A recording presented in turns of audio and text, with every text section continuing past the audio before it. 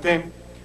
Yo creo que esta ha sido una discusión muy interesante y creo que merece ser vista de la siguiente manera. Las discusiones sobre el modelo tributario no pueden ser ajenas a las discusiones sobre el modelo económico de un país. Y por eso las reformas tributarias deben orientarse a fomentar inversión, generación de empleo, competitividad y productividad. Y desafortunadamente, por la tradición política que ha tenido Colombia, se ha dejado de lado la discusión de una reforma estructural que sirva a esos propósitos, quizás como lo notaba el senador Luis Fernando Duque, por las circunstancias transaccionales de la política. Pero también es cierto que por esa misma circunstancia terminamos improvisando casi cada 18 meses unas reformas que terminan siendo paños de agua tibia. Con esa misma realidad, el país terminó adoptando dos impuestos de carácter transitorio que se han convertido en impuestos permanentes: el de las transacciones financieras y hoy el del patrimonio, ahora mutado al impuesto de riqueza. Pero la pregunta que se debería hacer uno es: ¿el impuesto al patrimonio fue un impuesto necesario en su momento? La respuesta es sí. Sí, y fue aceptado por el sector privado, sí, y trajo los dividendos, porque tenía la motivación de financiar el gasto de seguridad.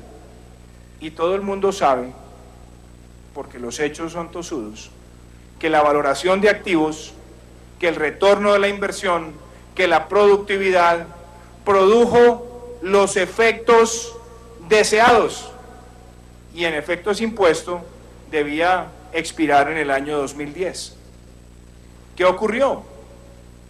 Si bien la base gravable del impuesto era a partir de 3.000 millones de pesos, en el 2010, por cuenta de la oleada invernal entre el 2010 y el 2011, se bajó la base a 1.000 millones y se convirtió en un impuesto nuevamente con una orientación puntual, pero en este caso era de emergencia.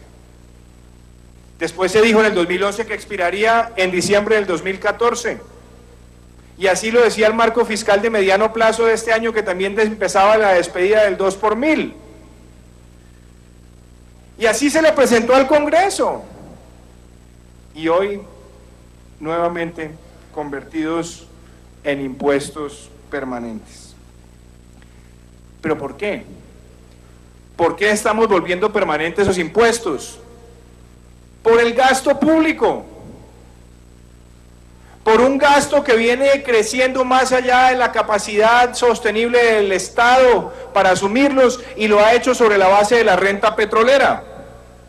O me van a decir, o nos van a decir, que no hay una inconsistencia conceptual, que el presupuesto radicado en julio del año pasado era de 199 billones y el aprobado de ahora es de 216, un incremento de 17 billones, aún aumentándole la partida adicional de final del año pasado.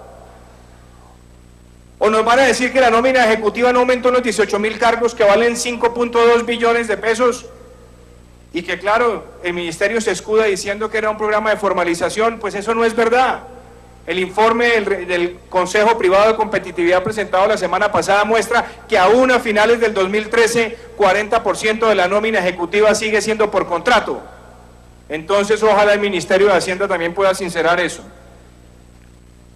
Y hoy estamos llegando a la arquitectura tributaria planteada por el Ministerio, sobre la base de decirle al equipo técnico de la DIAN: urgentemente tráigame un paquete para llenar ese hueco de 12.5, no para diseñar el modelo tributario que necesita Colombia. Y los supuestos también cambiaron. Hoy tenemos un país que en el 2012 vio decrecer la industria en 1.2%, en el 2013 1.7% y en el segundo trimestre de este año 1.4%. Tenemos un déficit de cuenta corriente que se acerca al 4.4% del PIB. Las exportaciones vienen cayendo, como cayeron entre el 2012 y el 2013 y han caído hasta la fecha en lo que va corrido del año. Y nos preguntamos, ¿el modelo tributario que estamos trayendo acá es el modelo para atender esas circunstancias? Déjenme solamente compartir con ustedes un par de gráficas que ilustran esto. ¿Qué pasa si miramos tres tipos de empresas en su riqueza y en su utilidad? La primera tiene una rentabilidad de activos del 40%, la segunda del 16% y la tercera del 8%. ¿Cuál es el resultado? Las empresas que tienen menor rentabilidad son las que terminan con una mayor tasa de tributación. Entonces se pregunta uno, ¿y hay empresas intensivas? ¿Qué les va a ocurrir en el sector minero energético? ¿Qué es necesario para que el país tenga públicas sostenibles y que se demoran 5 o 7 años en su mayor rentabilidad? ¿O que renta el IVA a los bienes de capital? Y quería ilustrarles otra gráfica acá. En la pantalla, miren la tasa efectiva de tribución con una empresa que tiene un recibo y otra 30%. La tasa efectiva de tributo es del 62%. ¿A ustedes les puede ayudar la industria nacional en este panorama? Ciertamente no. Por ese democrático verdugo del sector industrial aprobar una reforma como si fuera un petripieza de gastos de 12.5 billones.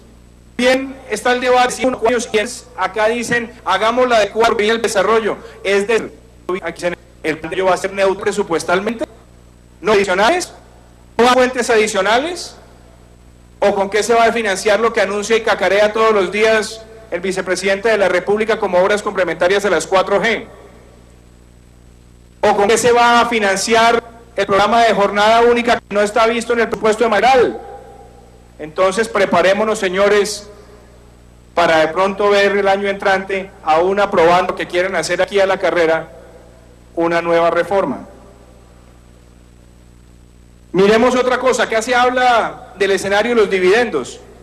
Esa es una discusión interesante, pero preguntémonos si lo que queremos es desarrollar los mercados de capital en un país para que el ahorro se vaya al desarrollo empresarial, o si queremos es disuadir la inversión hacia ese sector. Cada vez son menos las personas naturales que están yendo al mercado público de valores, y el principal afectado ahí serían los fondos de pensiones, cuando el Congreso se pregunta diariamente cómo vamos a hacer para no afectar esa fuente de ahorro nacional. Aquí también se habla de un espíritu de populismo punitivo. Penalicemos el garrote. Señor, la grande no la hacen las personas naturales, la hacen las personas públicas. Y entonces que debe hacer selectivo. ¿Y a quién perseguimos? A los gestores, a las juntas de quién entremos en esa discusión si no tenemos las planes más estructural en un país donde la regulación del gobierno societal, ámbito privado de competitividad, del año pasado solamente el 38% de las sociedades expresó su declaración. Colombianos en el exterior, bravo, creo una medida conceptualmente cierta, pero se ha hablado mucho de los Estados Unidos y miren esto, en Estados Unidos hay muchos compatriotas que allá no pueden evadir porque allá tienen cárcel, y que tienen un ahorro acumulado y que desean traer recursos a Colombia para jubilarse o para adquirirle un bien a un familiar, y por la vía de la regulación como está planteada les va a tocar declarar los activos aquí y allá teniendo una doble tributación. Es urgente que la DIAN y el Ministerio aceleren la negociación de un tratado de desmonte de doble tributación y que no se penalice a aquella comunidad colombiana que tiene la firme intención de invertir en el país. En conclusión, y seguiremos dando el debate, esta reforma como está planteada, le hace daño al ahorro, le hace daño a la inversión, golpea a la pyme, afecta a la clase media, le quita incentivos de bancarización a la clase media con la eliminación de la devolución de IVA por compras con tarjeta de crédito y débito, y creo, señor presidente, que mañana, cuando siga este debate, tendremos que entrar en el detalle de cada uno de los impuestos.